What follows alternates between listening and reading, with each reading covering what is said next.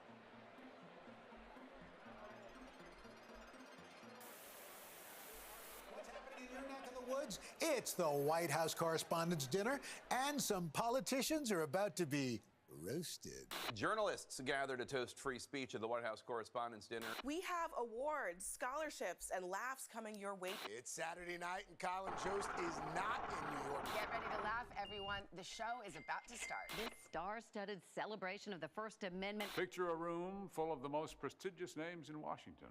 All in our places, bright, shiny faces. People, find your seats. You're in the Situation Ballroom. We're starting on time tonight. Phrasing? Shut up. Don't make me get the 60-minute stopwatch. We're going to bring it down now. So find your seats and enjoy the show. What is going on? This dinner is about to get started. You are not being paid by the word. You've been told to take your seats. And you failed miserably. Just be quiet. Quiet. Shh. Can we keep it down, everyone? Be quiet. Silence, everybody. Is there a volume button somewhere in here? Hey, shut the up. Quiet. Silence, everybody.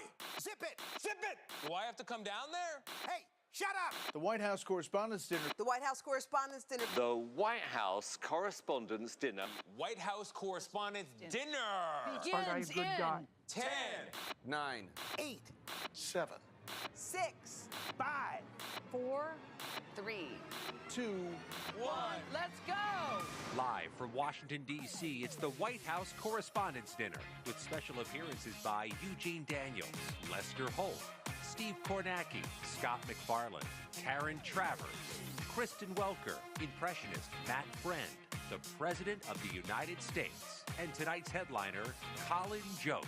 Now, here's your White House Correspondents Association President, Kelly O'Donnell.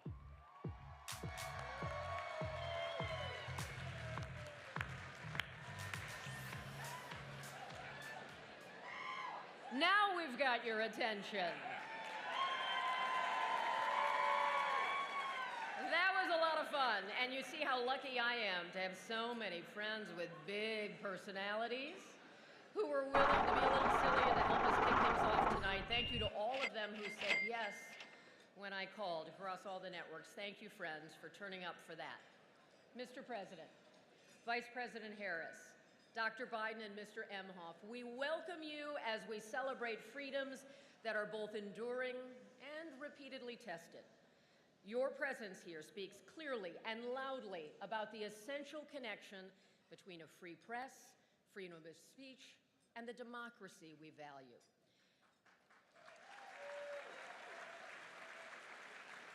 Tonight, we will honor excellence. We will look to the future with support for our student scholars. But we know that eyes are wide open here. We come together for this grand evening in tumultuous times with crises and conflicts all around us. There's no mistaking that. We also know that life has many dimensions, including time to celebrate and time to laugh. So many of you have reached out to me to say how excited you are to see Colin Jost as our entertainer. Let me be honest with you, when your dream choice to headline this event and this crowd says yes, that is a good day. That is a good day. Thank you, Colin, for being here. And I know Colin cares about history and thinks about history like so many of us in the White House Correspondents Association. Showed me humor could take on serious subjects and leave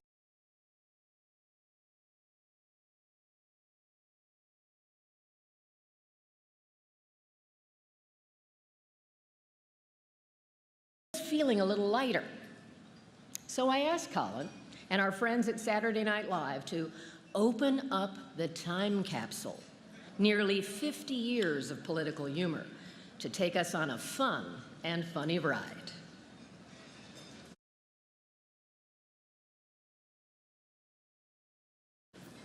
Now, I don't want reality. Ladies and gentlemen, the President of the United States. No problem. Don't want to be here, and here, and here, and here. Not gonna do it. Wouldn't be prudent at this juncture. I will do this. I will do this. I will do them both together. One thing about being a leader is that a leader has to make. I've been muted this whole tough goddamn decisions. time. What the fuck? That's why I'm going with the chimichangas. We are almost out of time, so I will ask each candidate to sum up in a single word the best argument for his candidacy. That is disappointing. Governor Bush. I said a lot of stuff. It was all hilarious, by the way. Vice President Gore. Lockbox.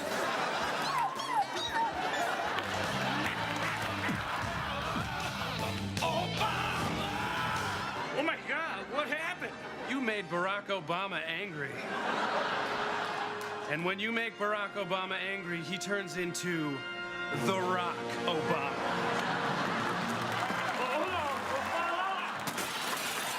Hey everybody, it's me, your VP, Joe Biden.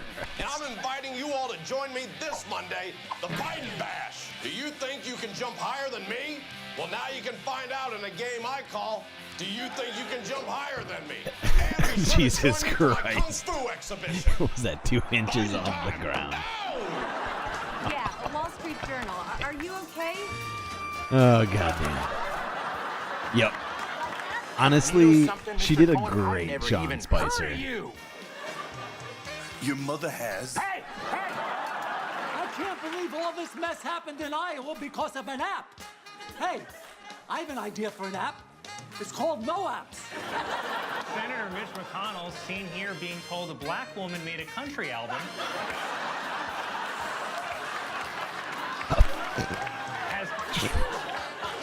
has come out in favor of a bill that would potentially ban TikTok in the U.S. Of course, for McConnell, TikTok is just what the Grim Reaper says while tapping his watch.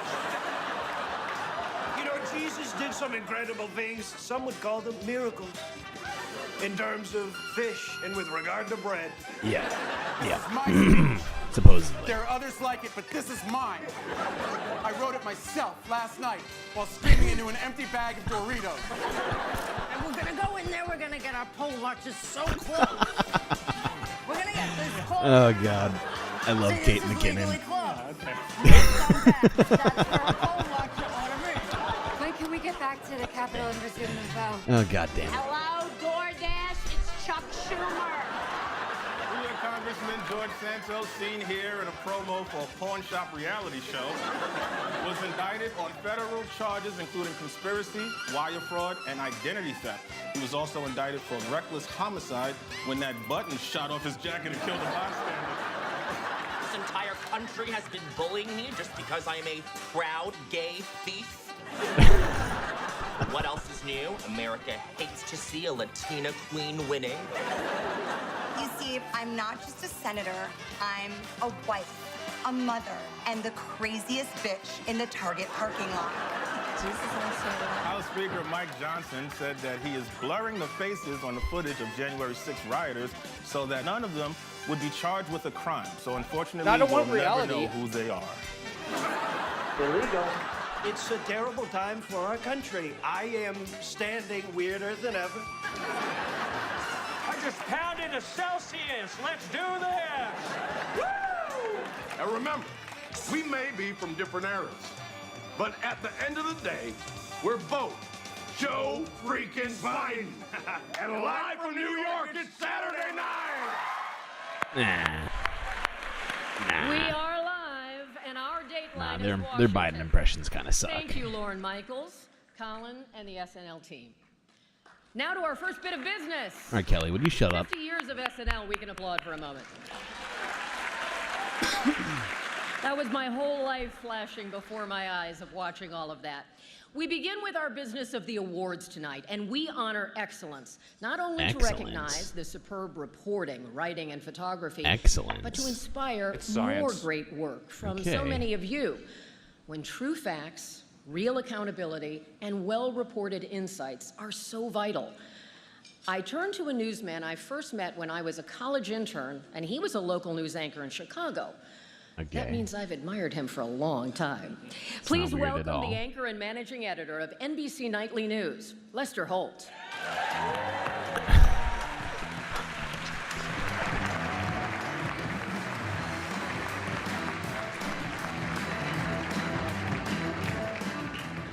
Yay, Lester Holt. Thank you, and Kelly, I'm TV's so proud most to be your boring colleague. man. What an amazing night this is. Thank you for everything you and the team have done.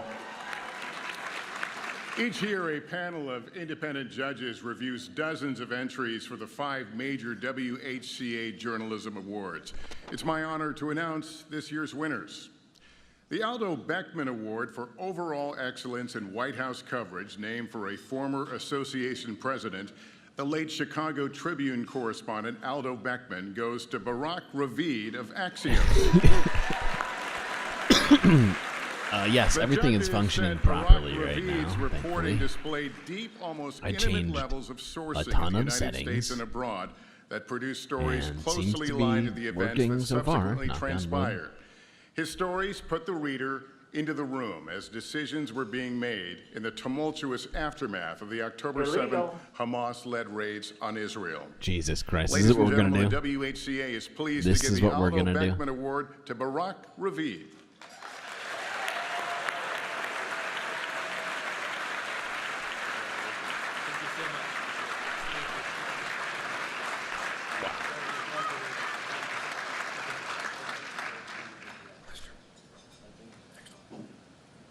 Excellent. Excellent. It is great. Oh. Jesus Christ.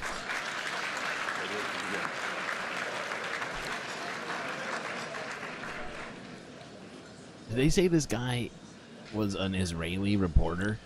The WHCA gives out 2 awards for reporting under deadline pressure, one for print, another for broadcast.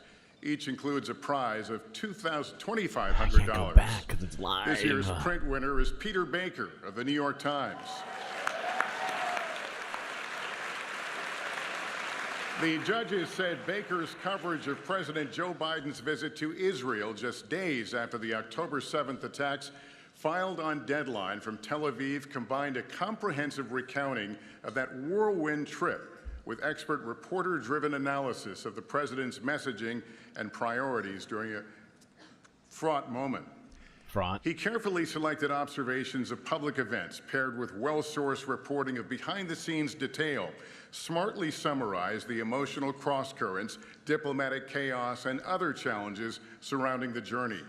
His story not only helped advance understanding of the latest developments in a fast-moving situation in real time, it included a sensitive assessment of the underlying dynamics and historic context that allowed it to stand as a definitive written recount of the day, despite being filed on deadline. Please welcome the winner of the Deadline Award for Print, Peter Baker.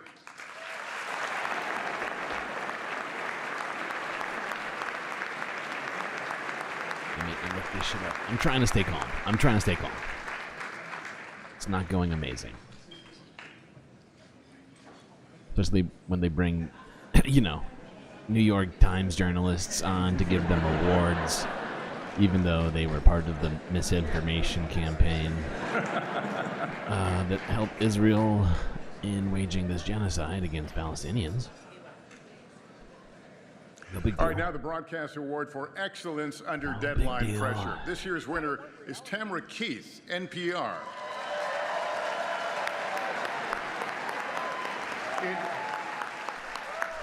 It goes to last year's WHCA president for her work on the president's trip to Israel. The judges said her gripping audio report expertly took listeners behind the scenes on the 31-hour trip to Tel Aviv, preparing her audience for the president's statement to America later that night. Sound rich and textured and written on Air Force One, while en route back to the United States. Otherwise, we would have gone back lays out to President figure out what Biden's the hell he was thinking trying to say. and brings listeners in on the trip, along with her and on to Air Force One to hear the president himself announce breaking news.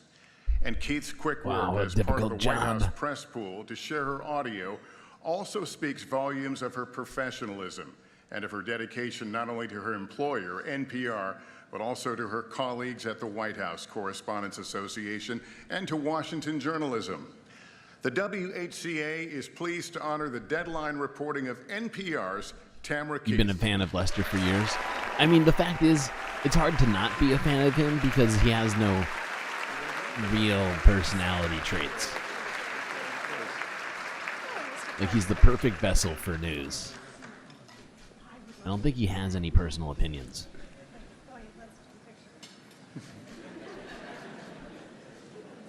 Biden is awake in this hour. It is getting past bedtime at the old folks' home.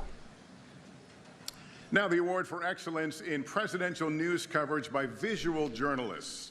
This award recognizes a video or photojournalist for uniquely covering the presidency from a journalistic standpoint, either at the White House or in the field. This could be breaking news, a scheduled event, or feature coverage. It includes a prize of $2,500. This year's award goes to Doug Mills, the New York Times, for this photo of President Biden boarding Air Force One in Warsaw for the journey back to Washington, D.C. after meetings and speeches about the war in Ukraine. The judges praised the That's photo actually a for pretty great video. showcasing three key elements: action, composition, and feeling. They each also viewed the picture differently, agreeing that whether the picture is foreboding or optimistic, The use of negative space in this photo is actually pretty great. I'll give him credit for that. That's a nice photo. They said this photograph best captured You're the right, though. news-making 128 year. years old is Please very join old. me in I'd congratulating argue it New might be a York little too Times old to be photographer president. Doug Mills.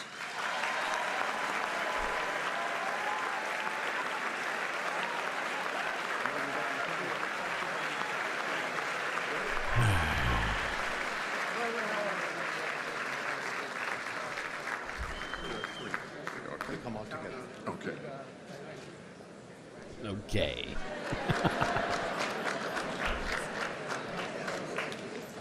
By the way, I don't know how long it is that we've made it through all of this so far, but I'd point out there's been zero mention of Palestine or Palestinians.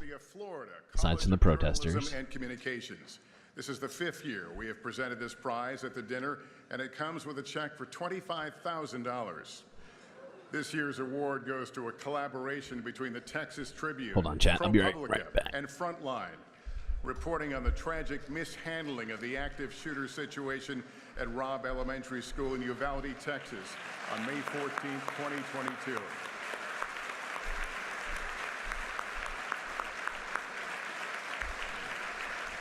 Titled Unprepared, it is comprised of a series of newspaper articles and a Frontline documentary. Atticus makes a good point. 128 isn't that old if you just base it in biblical terms. That's a young Noah, right? I think he lived to like, what, 500 years old? While more than 100 police and it's like teenage years for Bible people. Radios, flashbangs, shields, and even the key to unlock the classroom.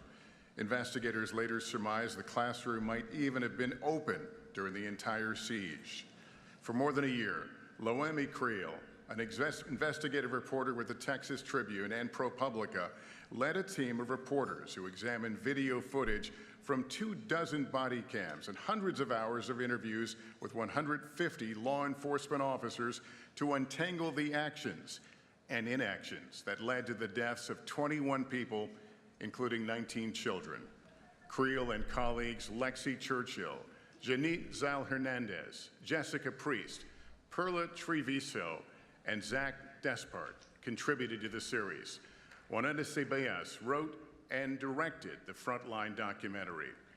One of the judges said it was a standout investigation into the missteps of law enforcement during one of the most horrific school shootings in recent U.S. history. The accompanying Frontline documentary was especially strong, using officer body cam footage and recording debriefings with officers to take viewers inside the investigation of what went wrong and why those entrusted to protect children and teachers failed to act until it was too late to save some of the victims. Here to accept the award are Loemi Creel, Lexi Churchill, and Zach Despart.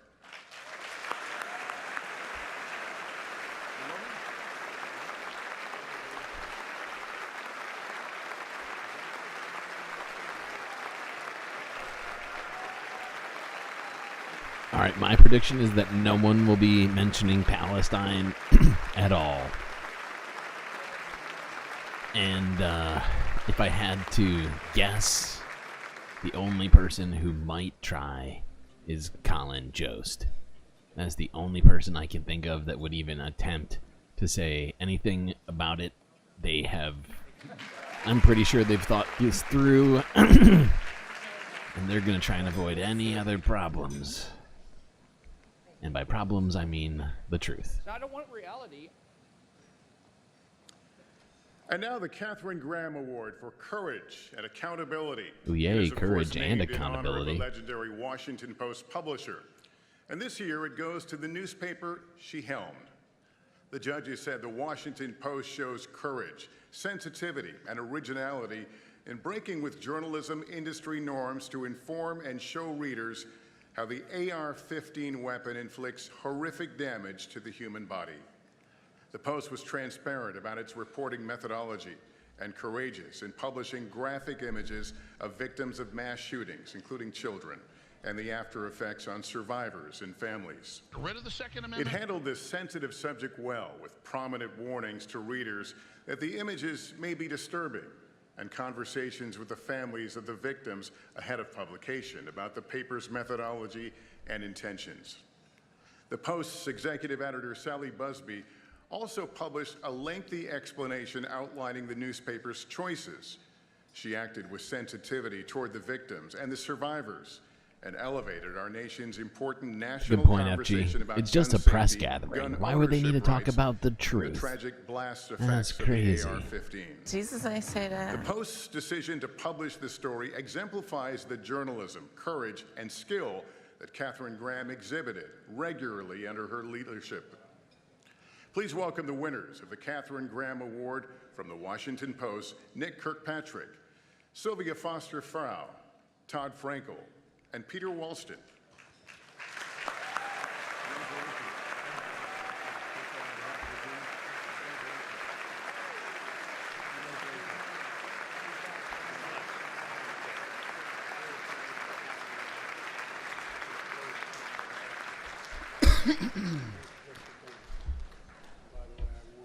Nerd prom.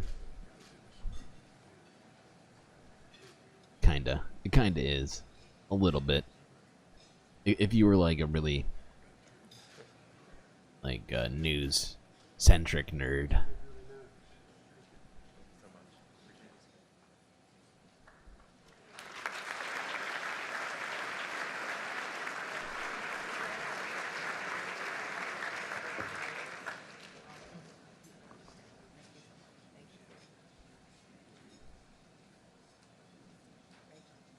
Those are the main course options for what? For the dinner? Clearly they weren't concerned about the environment. Ladies and gentlemen. And now from Meet the Press, we take you inside the White House Correspondents' Dinner for the night by the numbers. Our own Steve Kornacki is at the big board to break it all down. Oh, yeah? Steve? All right, Kristen, been crunching some numbers, and why don't we start with a map? Now, not an electoral map, but a map of the banquet hall. You can see right here there are 260, count them, 260 tables, each one of them set for 10 people. Some real advanced math here. That works out to 2,600 people. Now, if it feels a little cramped around you, it's for good reason. The entire venue, less than 30,000 square feet. So good luck maneuvering your way around. Jesus Christ. Leave a little extra room, if you will, for your servers. Here's a stat about that banquet staff. 25 years, a quarter of a century. That's the average experience at WHCA dinners for each banquet. Sounds like a very member. ritzy Get to the most menu. pressing question that I know is on your mind right now. What's on the menu? Well, let's check that out. Holy potatoes, as in 675 pounds of them. I'm told this might be a nod to a certain president's Irish root. And speaking of presidents, here's another number to keep in mind. That number is 16, as in there are 16 Oh my God, you suck at using who have this. attended this dinner through the years. Started Isn't this your job? Why do you suck at using this freaking iPad, this gigantic iPad? By being at this dinner, you're doing something very important. You're contributing to scholarships for the next generation of journalists, 30 of them waiting in the wings tonight. And that brings me to the single most important number I can share with you this evening. That number is $3.5 million in scholarships from the WHCA and its partners given out since the 1990s. So congratulations to the recipients. That is your dinner data. As a White House correspondent for ABC News, her reporting can be heard on 1,650 ABC News radio stations and seen across 200 Meanwhile, ABC in News Palestine, affiliate television stations no and potatoes. on the 24/7 streaming channel ABC News Live.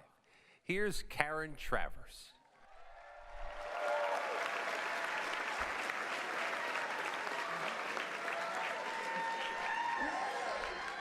Good evening. Success in the news business sometimes comes from being in the right place at the right time. Catching that lucky break on a big story, that can get you noticed. But then there are those special colleagues who built their success day by day, and then year after year with skill, dedication, and persistence. Dedication Tonight, to what we award exactly, the Delegate Payne Karen? Prize for lifetime career achievement covering the White House to two deeply By the way, Karen respected covers and the White admired House for, I veterans believe, of our press ABC. corps, She's Rodney one of Batten those and Edward convenient Lewis. questions people who likes to help the administration kind of cover up all the bad stuff. If you have watched It's any very of helpful, the major very events helpful coming lady. out of the White House over the past several decades, from presidential interviews to Oval Office meetings to summits all around the world, you have seen Rodney and Ed's work. They always got their shot when it counted, again and again. Rodney Batten, a White House senior photographer, will mark 50 years with NBC News next month. 50 years. Wow. 50. I mean, this woman is dangerous, ladies and gentlemen. Video photographer spent nearly 40 years behind the camera, first at C-SPAN and then at Fox News. He retired last year. Rodney and Ed are each masters of their craft, with technical skill and a feel for what makes great television news. But they also built personal relationships across different administrations that gave them the edge, getting the inside scoop that put them in the right place to capture the moment and cover the story. This prize is named for the first two African-American women of the White House press corps, Alice Dunnigan and Ethel Payne.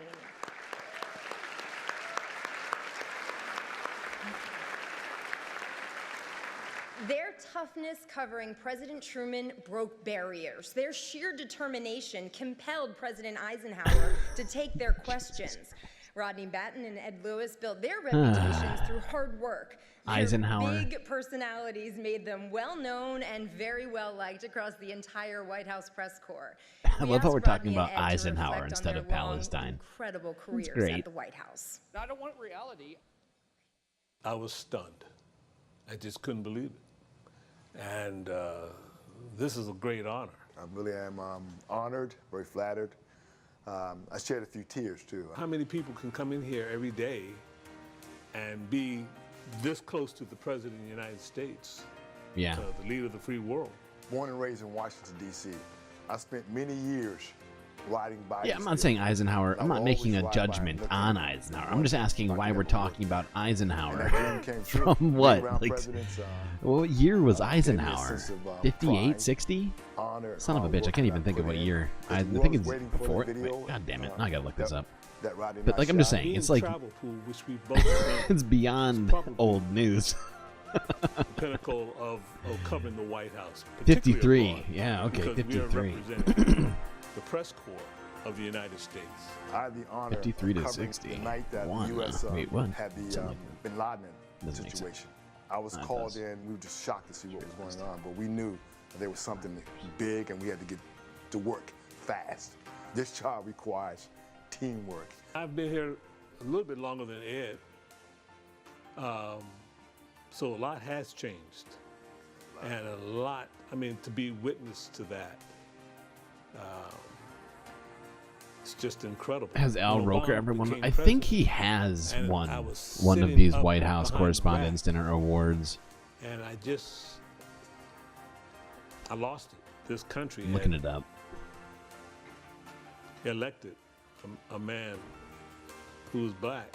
When I first got that call from Kelly, we talked about the two African American women who this award is named after. I thought about what they, just what they endured during that time, and I was very proud of that. I like to think that I came here every day, did what was expected of me.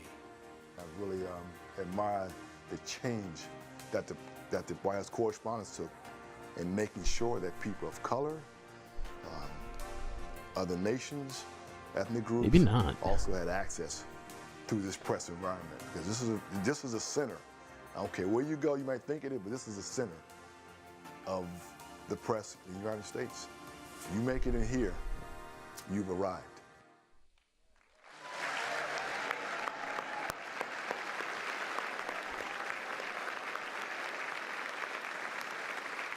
I am delighted to present the Dunnigan Payne Prize for Lifetime Career Achievement to Edward Lewis. Congratulations, Ed. And Rodney couldn't be here tonight. He is on a very special trip, but accepting on his behalf is his son, James.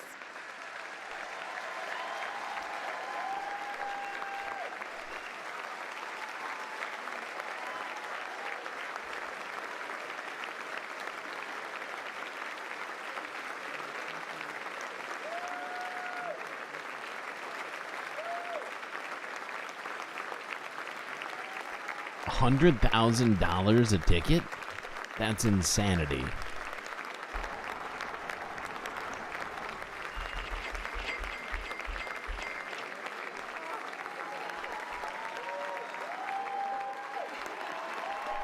I assume some of the press get free passes. I think it only makes sense to that. But then there's a bunch of like donor people who come. And wait, how many people did they say were here? 3,000? That's earned, ladies.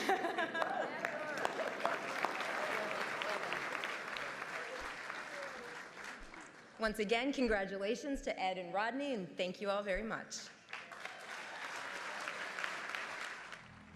For decades of Correspondents' Dinners, presidents have peacefully, yet comically, jabbed their political rivals and detractors. Oh, God. In 2011, I just Barack realized Obama that Joe Biden's roasted going to make a citizen fucking speech, isn't he? Is here tonight. Obviously, we all know about great. your credentials, I'm sure and he'll breadth of experience. say all the worst things. For example, no, seriously, just recently in an episode of Celebrity Apprentice at the steakhouse, the men's cooking team did not impress the judges from Omaha Steaks. And there was a lot of blame to go around, but you, Mr. Trump, recognized that the real problem was a lack of leadership. And so ultimately you didn't blame Little John or Meatloaf. You fired Gary Busey. Illegal. And these are the kind of decisions that would keep me up at night.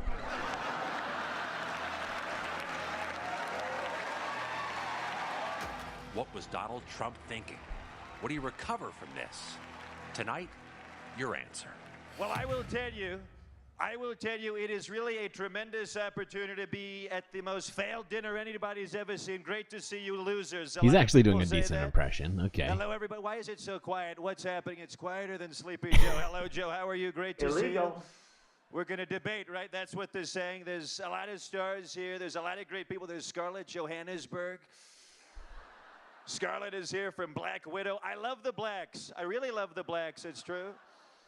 You have a lot of people that could potentially be a vice president. You have Lara Trump, who's a lot better than Ronna McDonald. Who doesn't love Ronna McDonald, right? I'm loving it. You like a Happy Meal, right? Jesus Christ. But I will tell you, this dinner, you're so tight. It's so uptight, right? This dinner is sadder than Taylor Swift's new album, The Tortured President's Department, right? Look at him, the white tuxedo. He doesn't like me too much, right? But I will tell you, have too much Trump for Trump impersonators, to be honest. Horrible. We have to post our David Peckers on Snapchat now. That's what they're saying. Let's face it, folks. I'm on fire right now, like the guy outside the courthouse, right? Oh, God. Oh, boy. Not soon enough. Not soon enough. Wow.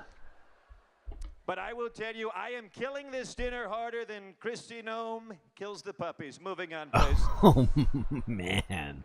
Even Bernie has something to say. Mr. Trump, you have no idea what the ordinary experiences everyday Americans are. I am concerned with battling the ruthless dictators like Vladimir Putin. Can we all agree on that? Can we all agree? Even Mitch would agree with that right now. Mitch? Jesus Christ. Okay, that kind of looked like Mitch McConnell, a little bit. Well, let me begin by stating what a privilege it is to be at this dinner celebrating ordinary Americans and African Americans. Jesus Christ. Scooby-Doo, let me toss it to Barack to close it out. Everybody in D.C., you've been a lot of fun. Oh, God. And I have to close it out by saying, when I was on the campaign trail in 2008, I led a chant with the crowd, and I would say, you're fired up. The crowd would say, I'm ready to go. So you have a long show. Are you fired up? You fired up? I'm ready to go. Good night, guys. Back to Kelly. Thank you so much. Good night. Thank you. Thank you, Mr. President. Could have been better. Talk about making an impression. Okay, shut up, Kelly. You have just seen a man of more than 200 voices who can capture the essence of anyone. So please give it up for Matt Friend. Thank you, Matt. Putting this evening together is just one important part of being president of our association. I'm happy to welcome a good friend who will succeed me later this summer, and we promise a peaceful transition. Please welcome from Politico, Eugene Daniels. The McConnell impression was the best one, probably. The Obama was definitely subpar. And Good evening. I would have heard more of that one. It was decent. Part of the evening, the scholarship students. Don't worry, Mr. President Colin, I'm sure people are looking forward to hearing from you as well. The WHCA history spans 110 years, but we are also very focused on the future and young journalists who aspire to report on government, politics. Why is my guy here dressed like he's about to go to the Starship Enterprise right now? And most importantly, lift up promising students. Not only financial help, but WHCA mentors make a year-long commitment to work with these students, offering advice and encouragement. And we all know what a difference that can make. None of us would be here without opportunity and support. That's what I'm asking.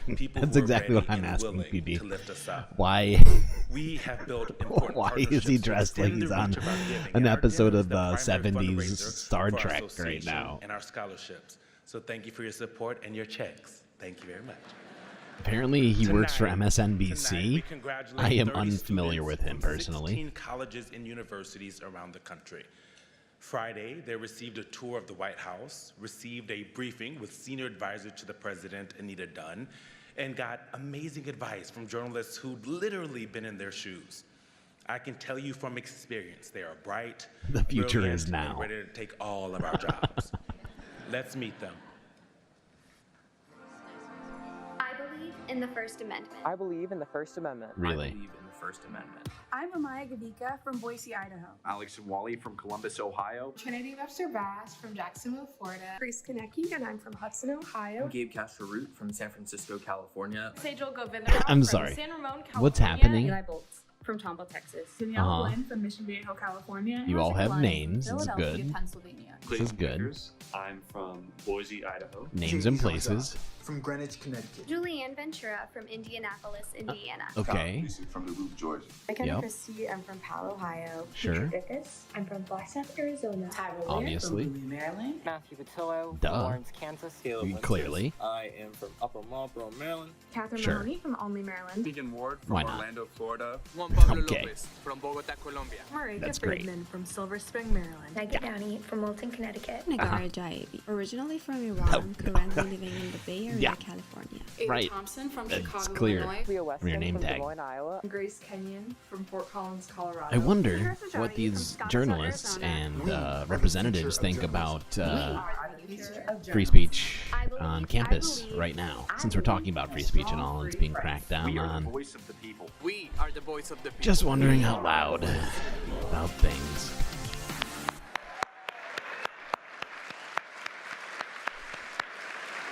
Now, part Where's of his this tricorder? very special I don't know. experience is I'm that not our his- WHCA I'm not his mom. scholars were able to meet the president, get a picture, and most importantly, they are here with us in the ballroom.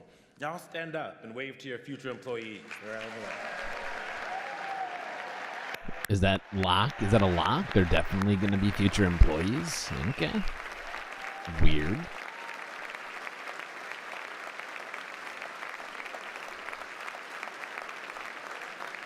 And when you see them tonight, give them your time, your advice, Really? and your cards, because trust me, they will be following up.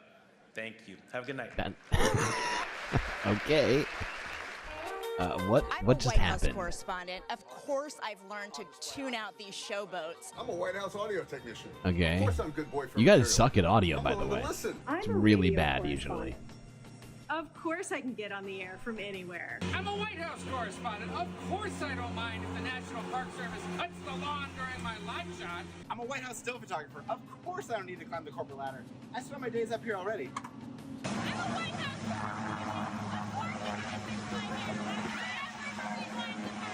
Okay. I'm a White House radio correspondent. Of course, my office is a windowless closet in the basement. I'm a White House audio technician. Not Of course, shocking. Professional counter testing. 1, 2, 3, 4, 5, 6, 7, 8, 9, 10. I'm a White House correspondent. Of course I listen through the walls to know what's actually going on around here. I'm a White House correspondent. Of course I know you're listening, Peter. Knock it off! I'm a White House wire reporter. Of course, going on the record doesn't require an actual name. Senior U.S. officials. I'm a White House producer. Of course I have a glass from Air Force One. Okay. Or maybe a little bit more. Wait. We're White I House thought they were correspondents. cracking down on people Of course stealing we from Air spend half Force our One. time in Scranton. I'm a White House photojournalist. Of course we call this the lavatoria because we eat Oh where my we god, this is unbearable. I'm a White House print reporter. Of course I'm desperate. for Jesus an interview with any Christ.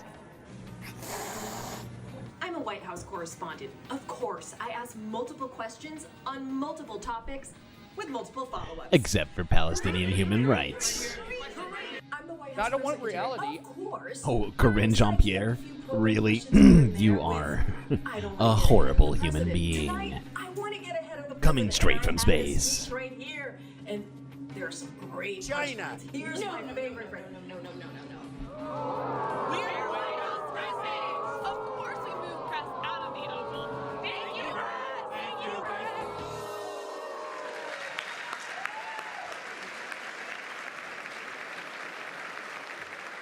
too am a White House correspondent, and of course, I appreciate the good humor of colleagues who wanted to take you behind the scenes. This is one night where we celebrate, we laugh, hopefully at ourselves. We take a breath and a beat before we get back to work. With a world on edge, a nation weary but resilient, a campaign that is not the echo of 4 years ago, however familiar the names and the issues. Where did they get the writers from? Jimmy Kimmel. All of it is a heck of a story. I think they got the writers that got fired from Jimmy Kimmel for not being funny enough for the show. Of the news business. We are 250 news organizations, and our members represent 39 countries, covering news that emanates from the White House and around the world. Our work at its best seeks information and accountability, not specific outcomes. In that vein, we ask questions. We often shout questions. We would welcome more opportunities to pose them in a calm and measured way. We strive for knowledge, not noise. These days, with the boundless resources of taxpayers and donors and the skill of marketing experts, any White House or campaign can create its own content. We believe that independent professional journalists on hand to document the events of a presidency are stewards of something precious, more enduring than any news cycle or trending topic. We preserve the historical record, part of the legacy of the First Amendment. Our association acts as the primary voice supporting a sprawling press corps with many separate employers.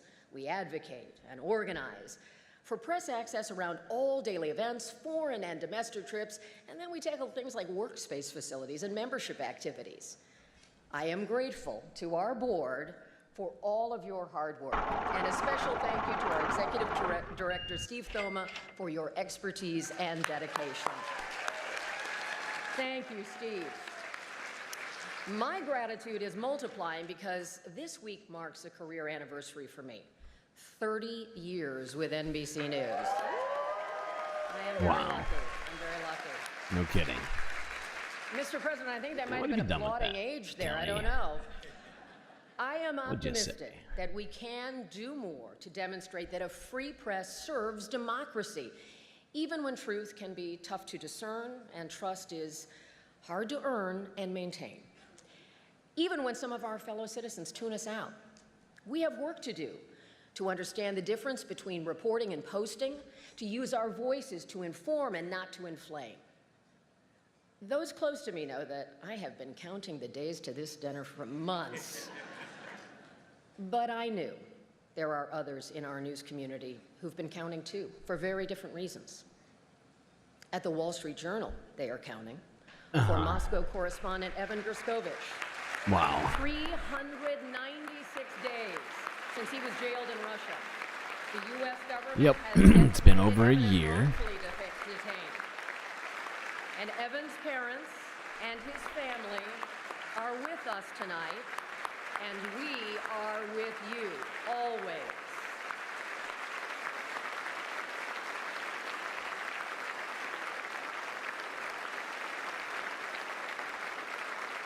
We remember Austin Tice. 4,276 days, nearly 12 years since he was kidnapped in Syria. His mother, Deborah, is with us. And Mrs. Tice, we are with you. And Mr. President, again, we humbly ask that you do everything you can to bring them home. Our profession can be perilous. Since October, about 100 journalists have been killed, most of those deaths in Gaza, according to the Committee to Protect Journalists. Whoa. Around the world, more than 320 reporters imprisoned as of December, including an American with dual Russian citizenship, Alsu Kermayshev, who works for the U.S.-funded Radio Free Europe. Wow, Radio she looks Liberty. uncomfortable. She has been jailed in Russia since October. Here at home, there are different challenges, online threats, hostility vented at reporters on the job, and anxiety is about a paycheck. Layoffs have hit our business very hard this year. For news consumers who believe that a free press is essential, demonstrate that belief with a subscription. Show that professionally gathered news is a product you value. And we owe you our best efforts and our highest standards. So I have a ritual that began years ago when I first started on the beat, that no matter what is going on, I make a point to think about this every time I walk through the gates. I remember that I am the granddaughter of Irish immigrants who came here with little and believed in a big, bright future. I recognize that any day could shift from quiet to consequential, upended by unexpected events. History could pivot that very day. So I ask myself, will I be ready? Will I be worthy? Will you? Past WHCA presidents are out in the audience tonight. I can see our press corps. Please stand up. Former board members of the WHCA, please stand. Our chief White House correspondents, please stand. Our current correspondents, reporters, producers, visual and broadcast journalists on this beat, please stand. Oh boy, everybody's got to stand. Who have previously covered the White House. I am Is this so necessary? proud of all of you. This feels unnecessary. But hey, everybody applaud each other. Good job, me. Join me in a tradition where we show our respect for the office we cover. On this night, a toast to the First Amendment and to the President. Mr. President. Really? And now, I get to say words those Irish grandparents and my mom and dad never thought were possible. I'm honored to welcome the 46th President of the United States, Joe Biden.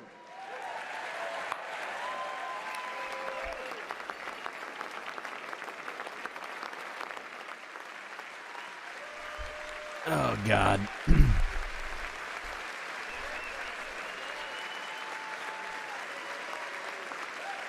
Here we go. Thank you, thank you, thank you. Oh, boy. If you think your Irish grandparents are wondering, my great-great-grandparents that came here in 1846 and went, what in the hell's going on? I want to thank you for the warm welcome. But please, not so loud. Donald was listening. Sleepy Don. I kind of like that. I may use that again. Kelly O'Donnell, President of the White House Correspondents Association, thank you for having me. Oh my God, did you see Kelly just bow to him? Jesus Christ. Holy It's shit. been a year since I delivered this speech, and my wife Jill was with me Oh, tonight, thank was you. worried how I do. I told her, don't worry.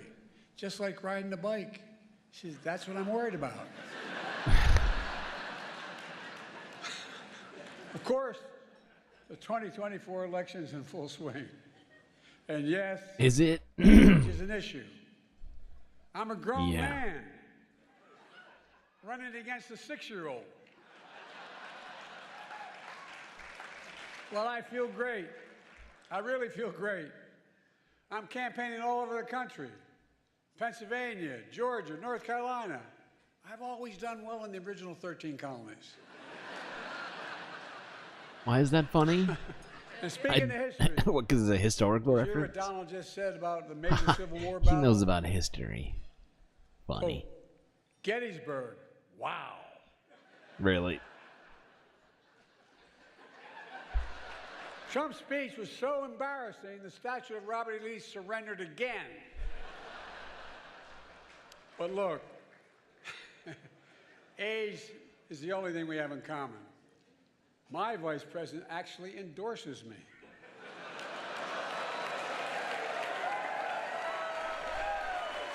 Kamala?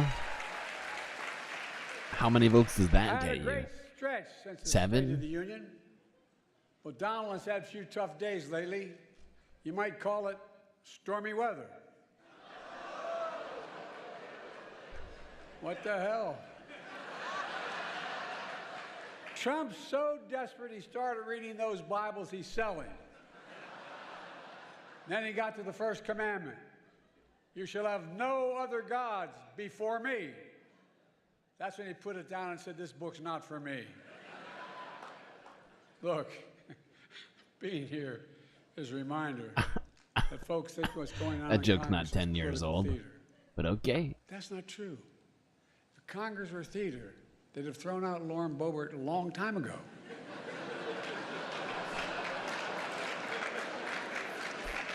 Now, to all my friends in the press and Fox News, some of you complain that I don't take enough of your questions. No comment. Wow. Of course, the New York Times issued a statement blasting me for, quote, active and effectively avoiding independent journalists. Hey, if that's what it takes to get the New York Times to say I'm active and effective, I'm for it. It's okay. I don't want reality. I have higher standards. I do interviews with strong, independent journalists who millions of people actually listen to, like Howard Stern. And I know you're looking around and saying, this guy's been doing this for 50 years. He's had his moment.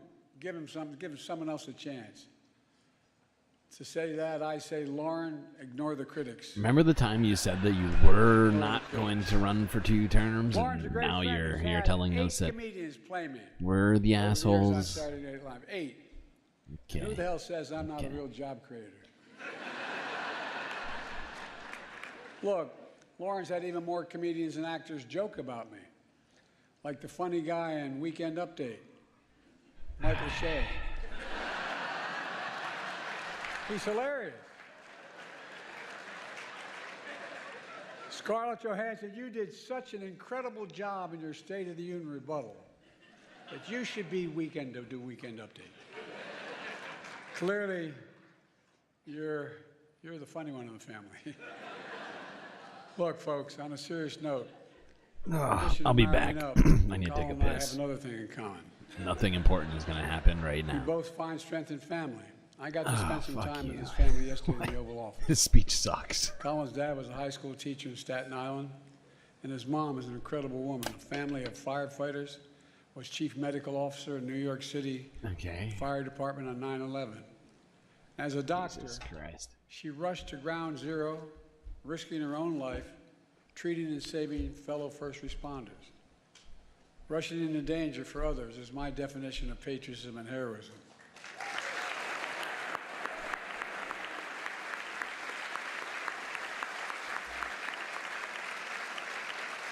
And so is what all of you do when you report truth over lies. That's why I want to close the night with my genuine thanks to the free press. There are some who call you the enemy of the people. That's wrong and it's dangerous. You literally risk your lives doing your job. You do. Covering everything from natural disasters to pandemics to wars and so much more. And some of your colleagues have given their lives, and many have suffered grievous injuries. Other reporters have lost their freedom. Journalism is clearly not a crime, not here, not there, not anywhere in the world.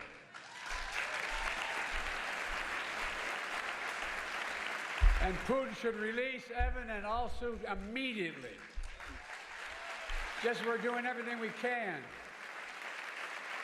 We're doing everything we can to bring home journalists, fellow journalists, Austin, and all Americans like Paul Whale, who wrongfully detained all around the world. And I give you my orders to Biden. We're not going to give up until we get them home. All of them. All of them. Wait, what is he talking about? The third anniversary of January 6th, I went to Valley Forge. And I said the most urgent question of our time is whether democracy is still the sacred cause of America. That is the question the American people must answer this year. And you, the free press, play a critical role in making sure the American people have the information they need to make an informed decision. A defeated former president has made no secret of his attack on our democracy. He said he wants to be a dictator on day one, and so much more. He tells supporters he is their revenge and retribution. When in God's name have you ever heard of another president say something like that? And he promised a bloodbath when he loses again. We have to take this seriously. 8 years ago, you could have written off it as just Trump talk. But no longer. Not after January 6th. Is that Ronan I'm fucking sincerely not asking Pharaoh? of you to take Yeah, sides. this guy shouldn't But exist asking you to anymore. rise up to the seriousness of the moment. Wait, no, it's somebody else, isn't it? Move past the horse race numbers and the gotcha moments and the distractions, the sideshows that have come to dominate and sensationalize our politics. And focus on what's actually at stake. And I think in your hearts you know what's at stake. The stakes couldn't be higher. Every single one of us has a role to play, a serious role to play, in making sure democracy endures, American democracy. I have my role, but in all due respect, so do you. In the age of disinformation, credible information that people can trust is more important than ever. And that makes you, and I mean this from the bottom of my heart, makes you more important than ever. So tonight, I'd like to make a toast. To a free press, to an informed citizenry, to an America where freedom and democracy endure. God bless America. Now, I'm going to turn it over to Kelly, then you'll hear from a real comedian. I think I know what I'm in for. You know, Colin Jost has taken aim at me before with his jokes. Oh my God. When is he going to stop talking? After winning the South Carolina primary, Biden barely edged out his closest rival. Time. Colin, when I win, I'm going to have a whole hell of a lot of time. And I'm going to be watching, pal. Kelly, back to you.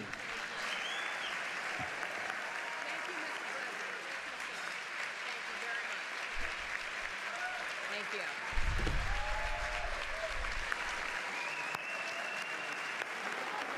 Are they going to mention what's happening in Palestine? Well, technically, Kelly O'Donnell mentioned Palestine by way of talking about journalists dying in Palestine. That was her only and the only words about it so far. And now we turn to Colin Jost, our headline entertainer. Colin not only brings the excitement of his own charisma and talents, but his guests are strictly A-list. In fact, I've been watching this evening as many of you have been trying to get a selfie and hoping to get close to a very special woman who is a big, big star in Colin's life. His mother, Dr. Carrie Kelly. And I know Scarlett agrees that Colin's mother is indeed a star in her own right. As the president indicated, Dr. Kelly spent nearly 4 decades with the New York City Fire Department. She became the first woman named the FDNY's chief medical officer. And her service included 9/11, as the president indicated, where she led triage efforts. So, Dr. Kelly, we thank you for your good work. And as his mother, you know, yes, Dr. Kelly and Mr. Jost, as you know, Colin shares a lot in common with many of us here tonight. We're all fans of Scarlett Johansson. Man, I don't know. So for a moment, I'm going to I'm take you back to when familiar Colin with her. himself was a reporter for the esteemed publication at Regis High School, The Owl. A young Colin Jost scoop, 10 ways not to start an English paper. And in-depth reporting on faculty summer plans. Then and now, Colin Jost is at the core a talented writer. That's why I wanted him here tonight. Oh. And he is now the longest-serving anchor of Weekend Update on Saturday Night Live. Are you ready? Are you ready? Oh my God. It is my thrill to welcome Colin Jost.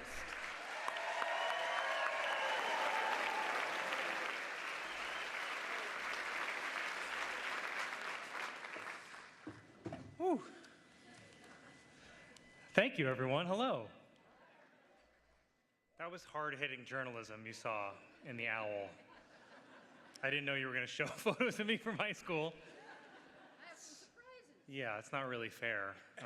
You can't do it for President Biden because the technology wasn't invented when he was in high school. Oh.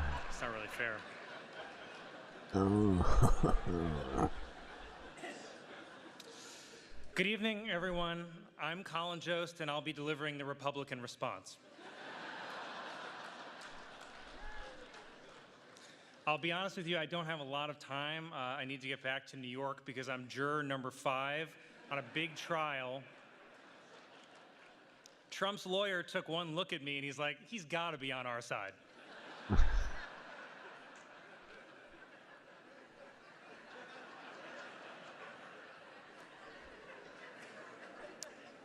Thank you, Kelly, for that very kind introduction. Mr. President, Dr. Biden, Vice President Harris, Doug.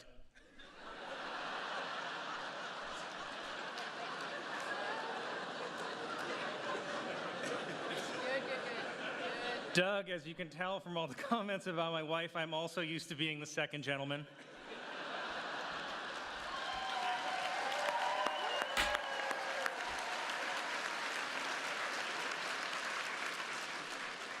And I am honored to be here hosting what is, according to swing state polls, the final White House Correspondents' Dinner.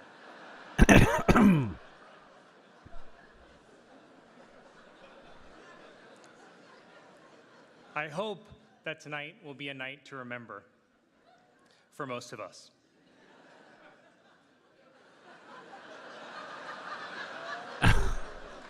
Jesus Christ. I was excited to be up here on stage with President Biden tonight, mostly to see if I could figure out where Obama was pulling the strings from.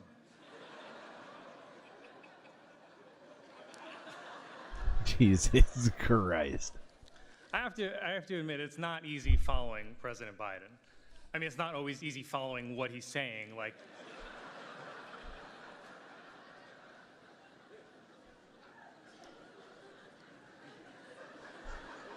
If Michael Che, but before we begin without tonight, Michael Che, can we just acknowledge how he's refreshing just it is lacking to see a president of the United anything. States at an event that doesn't begin with a bailiff saying "all rise." Like, his whole spiel is being the straight man, right? Like, Michael Che, he gets funny, he And does I would funny like to stuff, point out it's and after funny stuff 10 p.m. happens Sleepy Joe is still to Colin, but he's not the funny. While Donald Trump has he's spent not the the past funny week guy. falling asleep in court every morning. Though Fox News said he was just being anti-woke.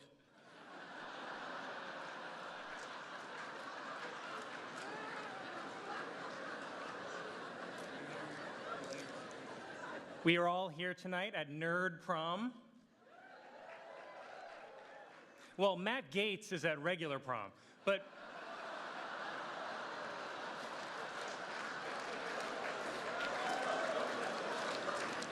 I actually thought I saw Matt Gaetz here tonight, but it was actually just my own reflection in a spoon.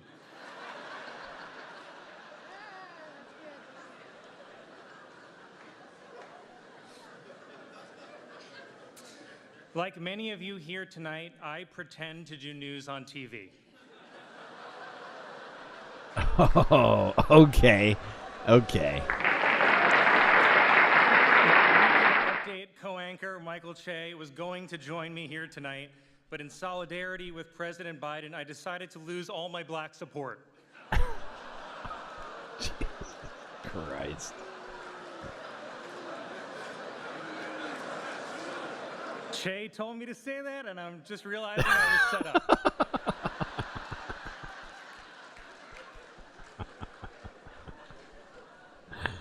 Okay, that was a good one. I've done Weekend Update for a while now, but most people don't know that I started out doing the actual news. My first job out of college was as a reporter for the Staten Island Advance newspaper. They do not have a table here tonight. But they asked me to pass along this message to the other print journalists in the room. You think you're better than me?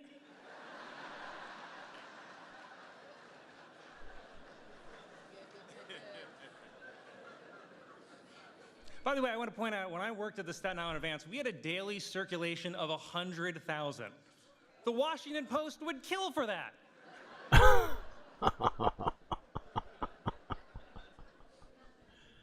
So Yeah. as a former aspiring journalist, I want to genuinely congratulate all the award winners here tonight. Congratulations. The Correspondents Association provides scholarships to promising young journalism students who may one day be sent off to cover dangerous geopolitical hotspots like Columbia University.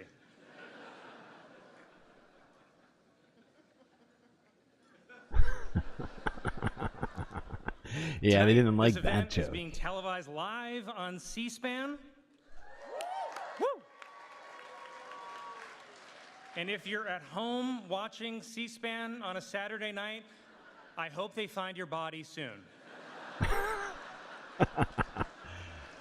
We're live. We're gonna remain your alive. cats get to you.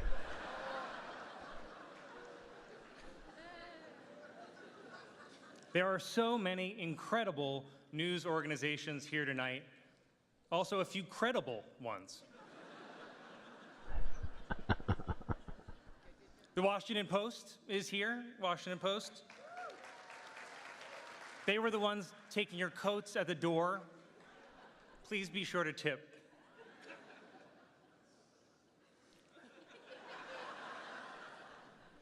Fox News is here tonight. It's the end of an era. Rupert Murdoch stepped down at Fox News, which is strange. I didn't think there was a step down from Fox News. Oh.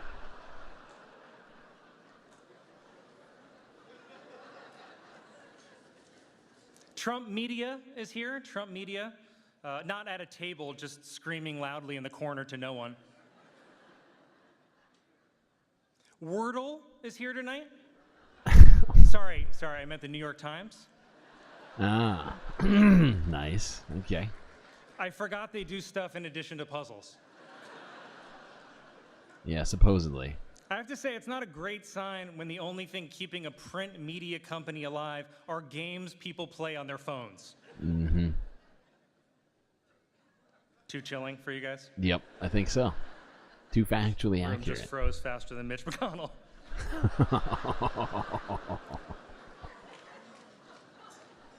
And I have to say, apologies to the Times, but as a Staten Islander, I still get all my news from the New York Post. Thank you. Really? The only paper where the front page always has the same 200-point font, whether the headline is World War III to start tomorrow or Central Park Owl dead in building collision.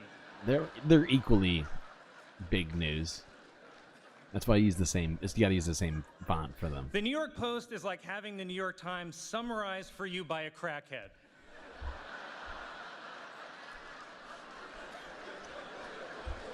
The Times will say, a border deal continues to evade Congress, and the Post is like, these Mexicans are taking my stuff.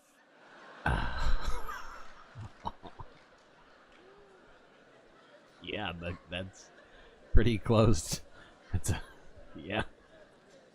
There are so many incredible individuals here tonight. Laura Trump is here tonight. Okay, I got one woo.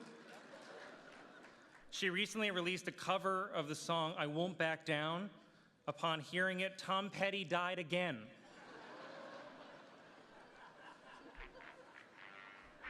I can't believe I'm saying this to a member of the Trump family, but maybe stick to politics? No, cut that. Senator Bernie Sanders is here because he's not the type to pass up a free hot meal.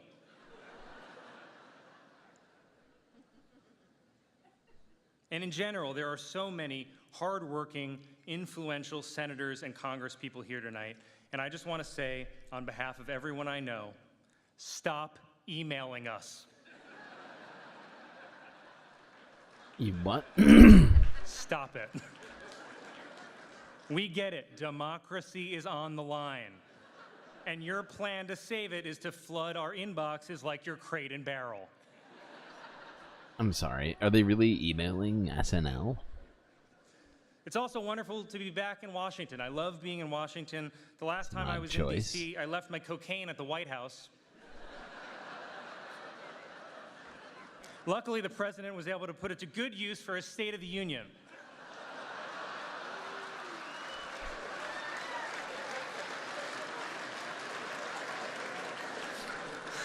I'm kidding, of course. The president doesn't call it cocaine. He calls it high-speed rail.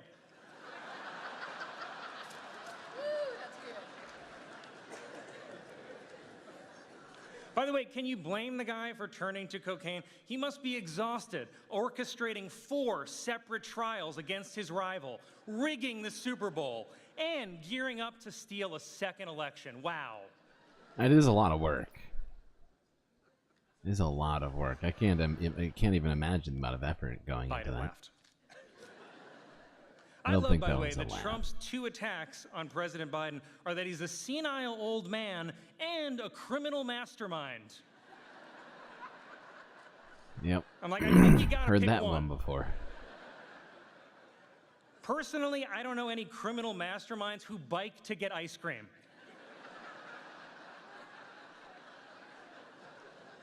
He needs to stop with the ice cream, by the way. Also, it's not like Trump himself is young and sharp. I'm not saying both candidates are old, but you know Jimmy Carter is out there thinking, I could maybe win this thing.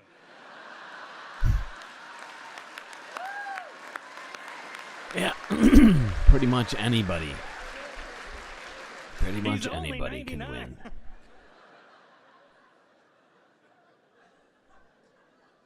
There is an election. There's an election 6 extremely long months from now. So let me see if I can summarize where this race stands at this moment. The Republican candidate for president owes $500 million in fines for bank fraud and is currently spending his days farting himself awake during a porn star hush money trial, and the race is tied?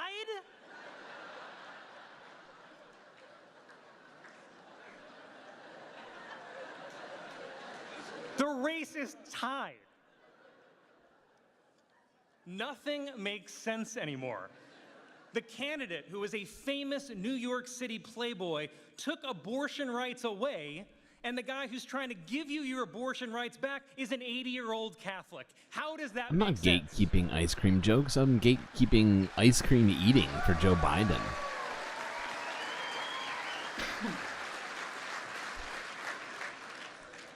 By the way, President Biden, isn't it crazy that he's only our 2nd Catholic president? And what's even crazier is that in just a few short months, we'll have our 3rd in RFK Jr.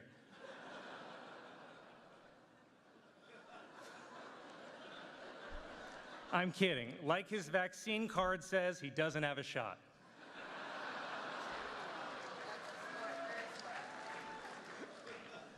Everything feels strange now. By a lot of measures, President Biden is having a very successful first term, but people don't seem to realize it. Like with the economy, the vibes are bad, but the numbers say it's strong. The economy is kind of like you on the steps of Air Force One.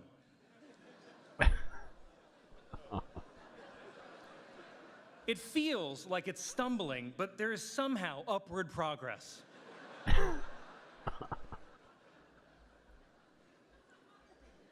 I do think that you can do more on the economy, sir. I really do. For example, have you considered eliminating the national debt by shorting Trump stock? Well, could have worked.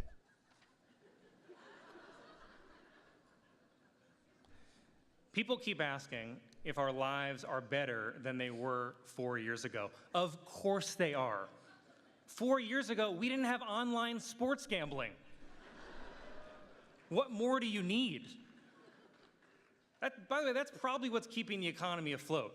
Online gambling and Taylor Swift. Without those, we'd be in a recession right now. The problem is people are always going to compare your first term to Obama's. But I think there are actually a lot of positive similarities. You both made big strides in healthcare. Oh, God. Obama got us out of a recession. You got us out of a pandemic. Obama got bin Laden. You got OJ. Wow.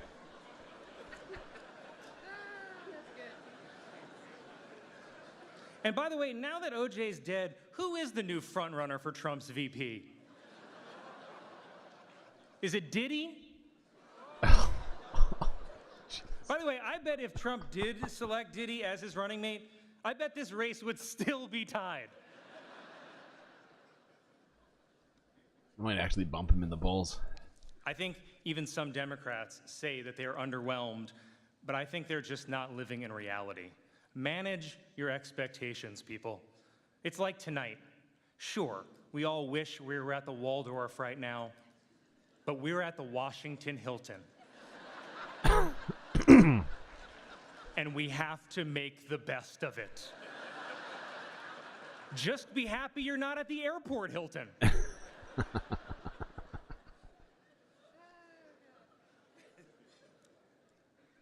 Journalists, these are challenging times, and we need the people in this room to help guide us through it. Your jobs are not easy, and it doesn't help that we're living at the end of traditional media.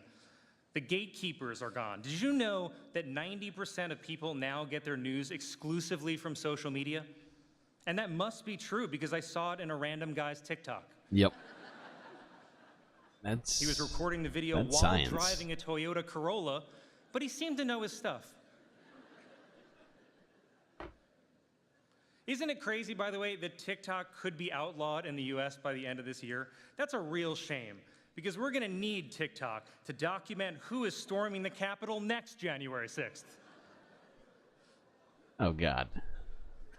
It's too close. It's too close to reality.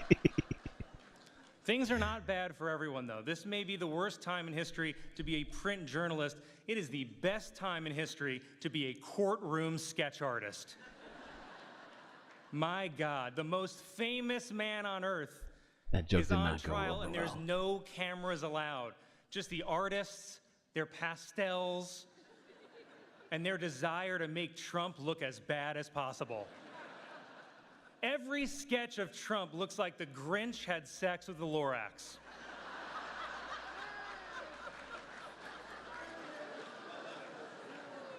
It's kind of true. It's kind of true.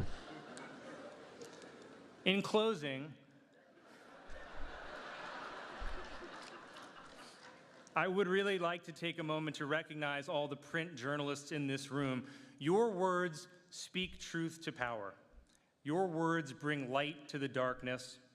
And most importantly, your words train the AI programs that will soon replace you.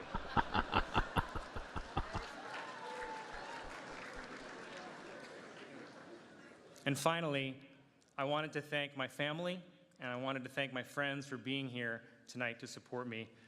I want to thank my wife for enduring lots of jokes and for agreeing to individually meet everyone in this room right after the ceremony.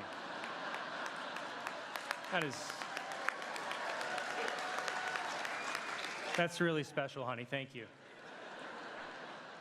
Don't be shy. Come right up. She hates privacy.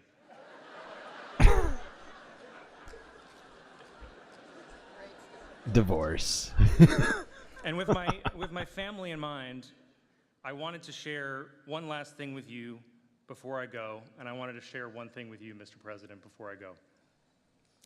I lost my grandfather this year, as you alluded to, a firefighter, William Kelly. He's the reason that our son's middle name is William. He helped raise me growing up, and I would not be here today without him. My grandpa was a firefighter on Staten Island for 40 years. To make extra money for his family, he was a substitute teacher, and he painted houses. And since it's Staten Island, I should point out it's not like the Scorsese Irishman painting houses.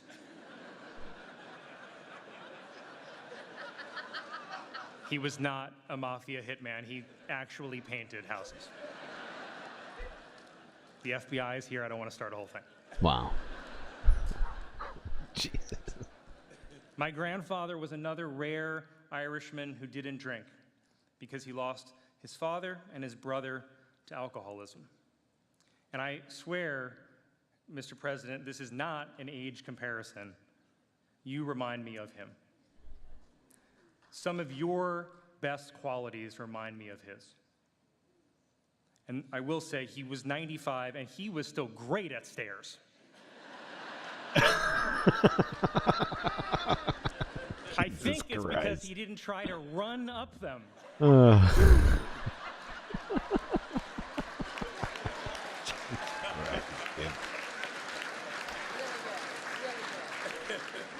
But the reason that I bring up my grandfather, and I don't know if you realize, Mr. President, but Staten Island firefighters are not normally your demographic. Staten Island voted about 70% for Trump in the last election, and the other 30% was for Giuliani.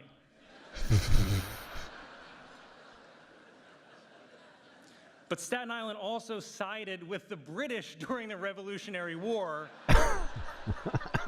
So we're not always on the right side of history. So, okay, yeah, I see what you're saying. You remember.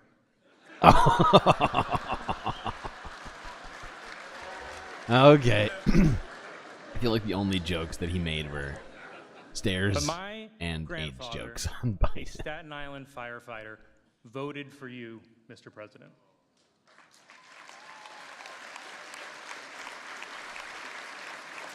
He voted for you in the last election that he ever voted in. I mean, I'm sure someone else will vote twice in this election using his name, but that's just how the Democratic machine works. Wow.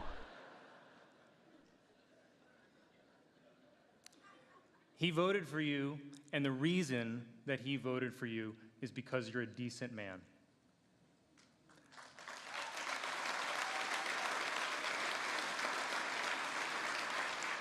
My grandpa voted for decency, and decency is why we're all here tonight. Decency is how we're able to be here tonight. A thing?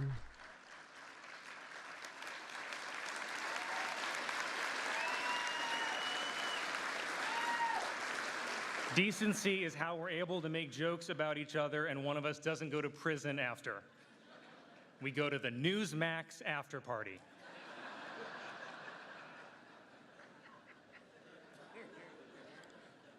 And when you look at the levels of freedom throughout history and even around the world today, this is the exception.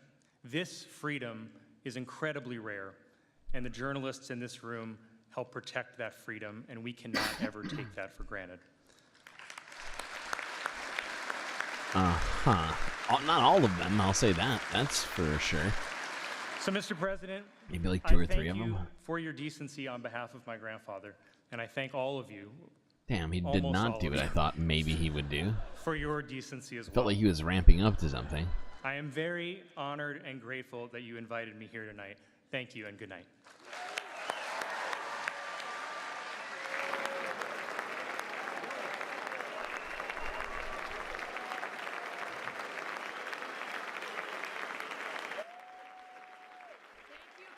I was kind of hoping that he was like ramping up to do, I don't know, say something about Palestine. He started talking about decency. I was like, decency? Are we going to talk about decency right now? What does that mean? Because, you know, is it decent to continue funding genocide? I would say no. The word Palestine has not been uttered. No. I think the word Gaza was used in relation to journalists, and then the phrase Columbia University was used once, and that's it. That is all that we saw out of that. I'm trying to think if I should restart the stream before I actually get going. How much time? What time is it right now? 10:55. Because I was actually planning on doing an actual show tonight too. This went longer than I thought it was gonna go. They also started like 45 minutes later than they said they were gonna start, so kinda blame them. But I was thinking I might like separate the streams and just keep the White House Correspondents Dinner as one stream and then do another stream for like the regular one here tonight. How much do I have to deal with?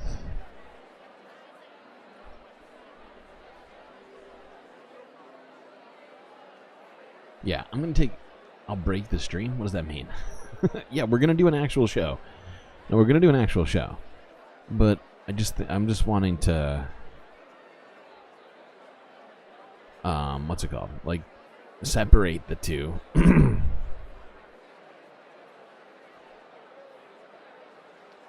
I mean, it kind of makes sense to me. Plus, like, how much do I have to do today?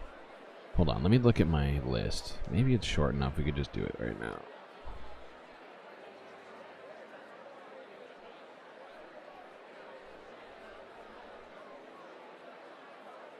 You know, maybe we'll just, what the fuck? Yeah, let's do an actual show. That's what I'm saying.